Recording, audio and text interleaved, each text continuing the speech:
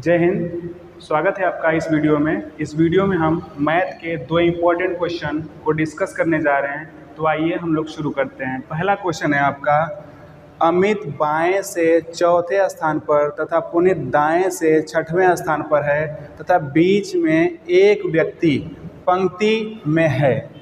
यानी कि अमित का स्थान कहाँ पर है? लेफ्ट से 4th पोजीशन है। पुनीत कहाँ पर है? राइट से 6th पोजीशन पर है। तब बीच में एक व्यक्ति और है। तो बताइए पंक्ति में कितने अधिकतम और न्यूनतम लोग हैं। तो सबसे पहले हम लोगों को दो चीज़ों को पता करना है। एक चीज़ तो हमको ये पता करना है कि कितने अधिकतम लोग हैं, और दूसरे में हमको पता करना है कितने न्यूनतम लोग हैं। तो अगर हम लोग इसको सॉल्व करें तो सॉल्व करते समय हम देखेंगे, सबसे पहले हम लोग अधिकतम को निकालेंगे। इस एक साइड में हम बना दे रहे हैं अधिकतम का, और एक साइड में हम बना दे रहे हैं न्यूनतम का। और सबसे पहले इम्पॉर्टेंट चीज़ होती है सीटिंग अरेंजमेंट के क्वेश्चन को समझना कि किस तरीके से हम लोग रैंकिंग करते हैं। तो ध्यान से समझिएगा। अमित की पोजीशन जो है आपकी, अमित को हम ए से दिखाएंगे और पुनीत को हम पी से दिखाएंगे। तो यहाँ पर जो अमित है आपका बाएं से यानी लेफ्ट साइड से चौथे पोजीशन पर, 1 2 3 4, यहाँ पर कौन है?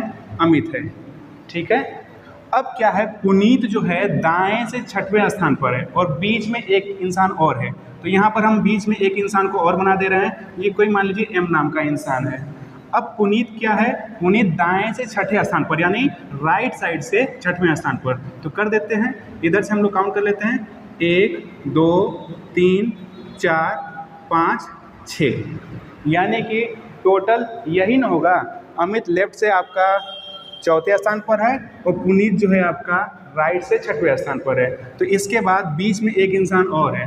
तो हम लोग अगर काउंट करना स्टार्ट करें तो यहाँ पर हम काउंट करेंगे टोटल लोग कितने हैं। 1 2 3 4 5 6 7 8 9 10 11, टोटल आपका 11 लोग यहाँ पर मैक्सिमम हैं। लेकिन हर बार तो हम लोग ऐसे बना नहीं सकते हैं। तो इसके लिए हमको क्या करना है, एक फार्मूला यूज करना है। कैसे फार्मूला यूज करना है इसको हम लोग समझने का प्रयास करते हैं। ध्यान सुनिएगा। अमित की पोजीशन क्या है आपकी? लेफ्ट से कौन सी पोजीशन है? 4th। पुनीत की पोजीशन कौन सी है? राइट से पोजीशन है कौन सी? 6th पोजीशन है। और बीच में यानी कि मिड में कितने लोग हैं? 1 पर्सन है। तो मैक्सिमम के लिए मैक्सिमम कितने लोग हैं उनका फार्मूला क्या होता है? मैक्सिमम का फार्मूला होता है L + R + M। यहाँ पर आप वैल्यू रखिएगा। लेफ्ट की वैल्यू आपकी 4 है, राइट की वैल्यू आपकी 6 है, और +1 मिड वाले, यानी कि 6 4 10 और 1 11, यानी कि 11 पर्सन जो हैं, 11 लोग अधिकतम इस पूरे सीरीज़ में या पूरी पंक्ति में हो सकते हैं। अब हम लोग न्यूनतम की बात करें, न्यूनतम कितने हो सकते हैं? सपोज करिए कि न्यूनतम में हम देख रहे हैं अमित की पोजीशन लेफ्ट से 4th ही है। यहाँ से अगर आप काउंट करिएगा 1 2 3 4, यहाँ पर आपने अमित को बैठा दिया। ठीक है। अब आपको क्या करना है, पुनीत को राइट साइड से आपको 6th पोजीशन पर रखना है। अगर आप पुनीत को राइट साइड से 6th पोजीशन पर रखेंगे, लेकिन बीच में एक इंसान होना चाहिए ना। अगर होना चाहिए तो मैक्सिमम पुनीत यहाँ पर बैठ सकता है, क्योंकि बीच में एक इंसान तो यहाँ बैठेगा ना। तो वो इंसान कौन है? एम है। तो उसको हमने बैठा दिया यहाँ पर। और बीच में अगर पुनीत यहाँ पर बैठा हुआ है, यहाँ पर पुनीत बैठा है, तो वो राइट साइड से 6th पोजीशन पर होगा। तो राइट साइड से 6th पोजीशन बना देते हैं। 1 2 3 4 5 6। क्लियर है आपको? यहाँ पर आप देखिए अमित की पोजीशन क्या है? लेफ्ट से आपकी 4th। पुनीत की पोजीशन क्या है? राइट से आपकी 6th पोजीशन है। आपको ये क्लियर हो गया होगा। काउंट भी कर सकते हैं। टोटल कितने पर्सन हैं काउंट करिए। 1 2 3 4 5 6 7, यहाँ पर आपके टोटल कितने पर्सन है? 7 पर्सन है। लेकिन हम लोग बार बार काउंट करके तो कर नहीं सकते हैं, इसलिए हमको क्या करना है, हमको यहाँ पर फार्मूला का यूज करना है। और मिनिमम के लिए फार्मूला क्या होगा? मिनिमम पर्सन कितने हो सकते हैं आपके पंक्ति में? मिनिमम हो सकते हैं L + R - M - 2। ये इसका फार्मूला होता है मिनिमम पर्सन का।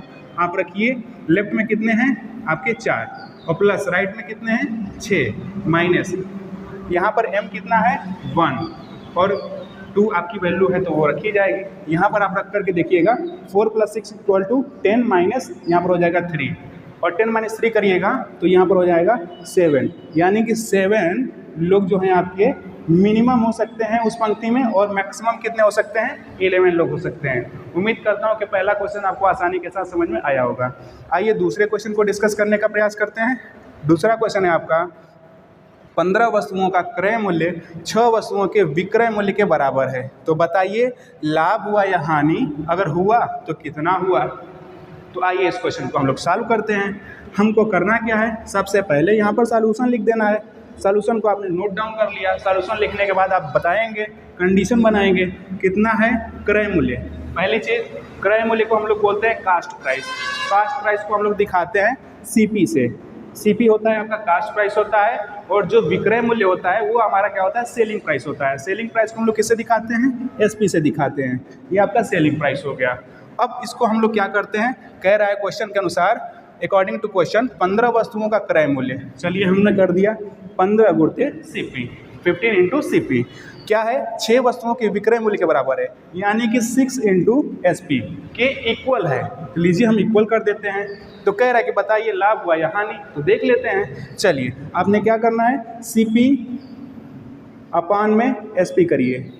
आप करेंगे तो 6/15 हो जाएगा, 6/15 हो जाएगा। यहाँ पर आप देख रहे हैं सीपी 6 है, एसपी जो है 15 है। यहाँ पर क्लियर हो गया आपका कि जब एसपी 15 है तो 6 से ज़्यादा है, यानी कि सेलिंग प्राइस आपका ज़्यादा है। यहाँ पर सीधा सीधा आपका लाभ हुआ है, यानी कि अगर प्रॉफिट हुआ है तो प्रॉफिट को हम लोग ऐसे दिखा सकते हैं, प्रॉफिट हुआ है। कैसे प्रॉफिट हुआ है, क्योंकि एसपी की वैल्यू कितनी है आपकी, एसपी की वैल्यू कितनी है और सीपी की वैल्यू कितनी है, इसको माइनस करेंगे तो ये तो प्रॉफिट होता है, एसपी माइनस सीपी। अब इसको हम लोग निकाल करके देखते हैं। एसपी आपकी वैल्यू आई है 15 और उसमें से माइनस करेंगे 6 को।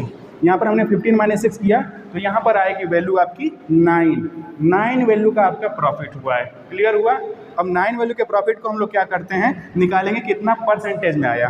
अब परसेंटेज का फार्मूला ये होता है, प्रॉफिट परसेंटेज क्या होता है आपका, प्रॉफिट